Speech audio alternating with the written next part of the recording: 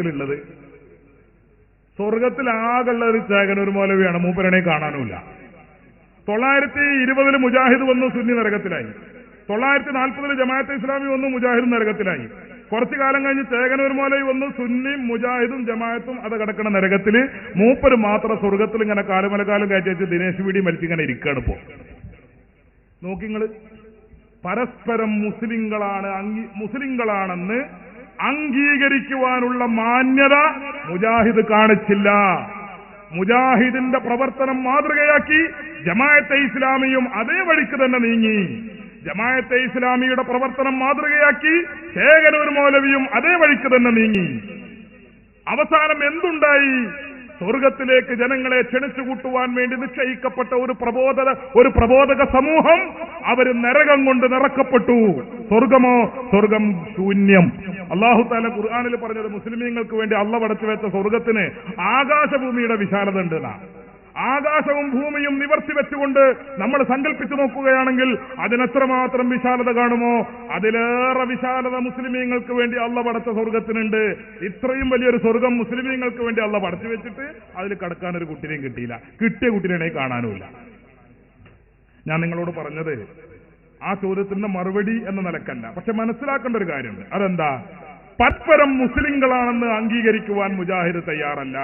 ചോദ്യം ചോദിച്ച കുട്ടിയോട് ഞാൻ പറയുന്നു, സമസ്ത കേരള ജംഇയ്യത്തുൽ ഉലമ പതിറ്റാണ്ടുകൾക്ക് മുമ്പ് മുജാഹിദുകൾ ഒരു കത്തെഴുതി, നദ്വത്തുൽ മുജാഹിദീൻ. എന്താ കത്തെഴുതിയത്? ഞങ്ങൾ മുസ്ലിം ഐക്യവേദി എന്ന പേരിൽ ഒരു വേദി രൂപീകരിക്കുന്നു. അതുകൊണ്ട് സമസ്ത കേരള ജംഇയ്യത്തുൽ ഉലമയുടെ പ്രതിനിധികളെ മുസ്ലിം ഐക്യവേദിയിലേക്ക് പറഞ്ഞയക്കണം എന്ന് പറഞ്ഞുകൊണ്ടാ കത്ത്. ആ കത്തിന്റെ മറുപടിയും സമസ്തയുടെ 60ാം വാർഷിക സോവനീറിൽ നിങ്ങൾക്ക് കാണാം. അക്കത്തയച്ചപ്പോ സമസ്ത മുഷാവറ കൂടിയിട്ട് മുജാഹിദിന് മറുപടി കൊടുത്തു. എന്തായിരുന്നു മറുപടി? നിങ്ങൾ മുസ്ലിം ഐക്യവേദിയിലേക്കാണല്ലോ ഞങ്ങളെ ക്ഷണിക്കുന്നത്. സമസ്ത കേരള ജംഇയ്യത്തുൽ ഉലമയും സമസ്ത കേരള ജംഇയ്യത്തുൽ ഉലമ പ്രതിനിധാനം ചെയ്യുന്ന കേരളത്തിലെ സുന്നികളും അവര് കാഫിറുകളാണ് എന്നാണ് നിങ്ങൾ പറഞ്ഞുകൊണ്ടിരിക്കുന്നത്. അതുകൊണ്ട് നിങ്ങൾ കേരളത്തിലെ സുന്നികൾ മുസ്ലിങ്ങളാണ് എന്ന് സമ്മതിച്ചുകൊണ്ടുള്ള പരസ്യ പ്രസ്താവന നടത്തുന്ന പക്ഷം മുസ്ലിം ഐക്യവേദിയിലേക്ക് വരുന്നതിനെ കുറിച്ച് ഞങ്ങൾ ആലോചിക്കാം. പതിറ്റാണ്ടുകൾക്ക് മുമ്പ് കൊടുത്ത കത്താണ്. ആ കത്തിന് ഇന്ന് വരെ മുജാഹിദ് മറുപടി കൊടുത്തിട്ടില്ല. കേരളത്തിലെ മുസ്ലിമീങ്ങൾ ഇപ്പൊ 2 സമസ്തയുണ്ടെന്ന് പറയുന്നു. ആവട്ടെ, ഈ 2 സമസ്തയും പ്രതിനിധാനം ചെയ്യുന്ന കേരളത്തിലെ സുന്നികൾ അവര് മുസ്ലിങ്ങളാണ് എന്ന് സമ്മതിച്ചുകൊണ്ടുള്ള ഒരു പരസ്യ പ്രസ്താവന ഇന്ന് വരെ കേരളത്തിലെ മുജാഹിദുകൾ നടത്തിയിട്ടില്ല. ചോദ്യകർത്താവ് ഉൾപ്പെടെയുള്ള എല്ലാ മുജാഹിദ് പ്രവർത്തകരെയും അതുപോലെ നിഷ്പക്ഷം ചമയുന്ന ഏതെങ്കിലും സുഹൃത്തുക്കളുണ്ടെങ്കിൽ അവരെയും ഞങ്ങൾ വിനയപുരസ്സരം ആവശ്യപ്പെടുന്നു. കേരളത്തിലെ സമസ്ത കേരള ജംഇയ്യത്തുൽ ഉലമ നേതൃത്വം കൊടുക്കുന്ന കേരളത്തിലെ അഹ്ലുസുന്ന മുസ്ലിങ്ങളാണ് എന്ന് സമ്മതിച്ചുകൊണ്ടുള്ള ഒരു പരസ്യ പ്രസ്താവന നാളെ പുറത്തിറങ്ങുന്ന പ്രമുഖ ദിനപത്രങ്ങളിൽ കേരളത്തിലെ മുജാഹിദ് നേതൃത്വം ഉത്തരവാദിത്വത്തോടെ പ്രസിദ്ധീകരിക്കുന്ന പക്ഷം മറ്റന്നാളെ മുതൽ സലാം പറയുന്നതിനെ കുറിച്ച് ഞങ്ങൾ ആലോചിക്കും. സാധ്യമാണോ സുഹൃത്തുക്കളെ? പിന്നെ ഈ ചോദ്യത്തിന് എന്താ പ്രസക്തി? അപ്പോ മുസ്ലിങ്ങളാണ് അഹ്ലുസുന്ന എന്ന് സമ്മതിക്കാൻ കേരളത്തിലെ മുജാഹിദുകൾ ഇതുവരെ തയ്യാറായിട്ടില്ല. അതുകൊണ്ട് മുസ്ലിമീങ്ങളോട് പറയേണ്ട സലാം മുജാഹിദ് വാസ്തവത്തിൽ പിൻവലിക്കുകയാണ് വേണ്ടത് എന്ന് സാന്ദർഭികമായി പറയുന്നു. അതോടൊപ്പം ഞാൻ നേരത്തെ പറഞ്ഞല്ലോ, സമസ്ത കേരള ജംഇയ്യത്തുൽ ഉലമ ഈ കത്തും അതിന്റെ മറുപടി ഇന്നുവരെ കൊടുത്തിട്ടില്ല എന്ന് സൂചിപ്പിച്ചല്ലോ. മറുപടി കൊടുത്തില്ല, കേരളത്തിലെ അഹ്ലുസുന്ന മുസ്ലിങ്ങളാണെന്ന് സമ്മതിച്ചില്ല എന്ന് മാത്രമല്ല, അതിനുശേഷം പിന്നീട് സമസ്ത കേരള ജംഇയ്യത്തുൽ ഉലമയുടെ നേതാക്കളെ വ്യക്തിപരമായി പേരെടുത്തു പറഞ്ഞ് കാഫറാക്കാനാണ് മുജാഹിദുകൾ ശ്രമിച്ചത്. ഈ കത്തുകൾക്ക് ശേഷം പിന്നീട് പ്രസിദ്ധീകരിച്ച മുജാഹിദിന്റെ സൽസബീൽ മാസികയുടെ കോപ്പിയാണ് എന്റെ കയ്യിൽ.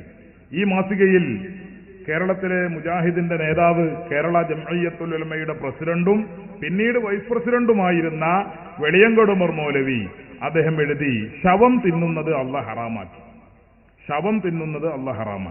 അള്ളാഹു അല്ലാത്തവരുടെ പേരിൽ ബലിയെറുക്കപ്പെട്ടു തിന്നലും അള്ളാഹ് ഹറാമാക്കി. എന്നാൽ ഇത് രണ്ടും ഒരു കൂട്ടർ ഹലാലാക്കുകയും പിശാചിന്റെ ദുർബോധനം സ്വീകരിച്ച് തർക്കിച്ചുകൊണ്ടിരിക്കുകയും ചെയ്തിരുന്നു.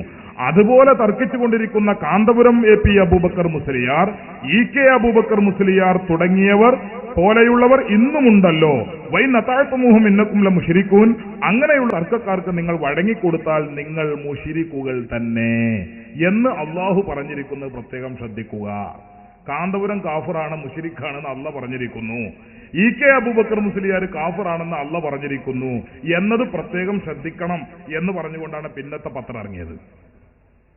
അപ്പൊ അഹ്ലുസുന്ന മുസ്ലിമീങ്ങളാണെന്ന് സമ്മതിച്ചില്ലെന്ന് മാത്രമല്ല, പിന്നീട് അതിന്റെ നേതാക്കളെ പേരെടുത്ത് പറഞ്ഞ് മുശ്രിക്കുകളാണ് എന്ന് പറയുന്ന ധിക്കാരത്തിലേക്ക് കേരളത്തിലെ മുജാഹിദ് മൗലവിമാർ സഹോദരന്മാരെ വന്നു. അപ്പൊ അതുകൊണ്ട് എന്താ സലാം പറയാത്തത്, എന്താ സലാം മടക്കാത്തത് എന്ന ചോദ്യത്തിനൊന്നും യാതൊരു പ്രസക്തിയുമില്ല. സലാം എന്ന് പറയുന്നത് ആദർശത്തോടുള്ള ഐക്യദാർഢ്യമാണ്. ഞാനും നീയും ഒരാദർശത്തിലാണ് എന്ന പ്രഖ്യാപനമാണ് അസ്സലാമു അലൈക്കും. സലാമു അലൈക്കും എന്ന് പറഞ്ഞാൽ അള്ളാന്റെ രക്ഷങ്ങളെ വേലുണ്ടാവട്ടെ എന്നുള്ള ആ ബാഹ്യമായ ഒരു പ്രാർത്ഥന മാത്രമല്ല, ഞാനും നീയും ഒരാദർശത്തിലാണ്. ആ ആദർശ ഐക്യത്തിന്റെ പ്രഖ്യാപനമാണ് അസ്സലാമു അലൈക്കും എന്നത്. മുജാഹിദ് എങ്ങനെയാണ് സുന്നിയോട് സലാം പറയുക? ഇനി പറഞ്ഞിങ്ങോട്ട് കൊട്ടിയാൽ തന്നെ സുന്നി എങ്ങനെ മടക്കും? മുജാഹിദിന്റെ ആദർശവും സുന്നിയുടെ ആദർശവും തമ്മിൽ ഒരു ബന്ധവുമില്ല. അതുകൊണ്ട് ഏറ്റവും കുറഞ്ഞത് സുന്നി മുസ്ലിമാണ് എന്ന് സമ്മതിക്കാനെങ്കിലും കേരളത്തിലെ മുജാഹിദുകൾ, ജമാഅത്തെ ഇസ്ലാമി തയ്യാറാകാത്ത കാലത്തോളം അവര് സലാം പറയാ എന്ന വിഷയം ഉദിക്കുന്നില്ല.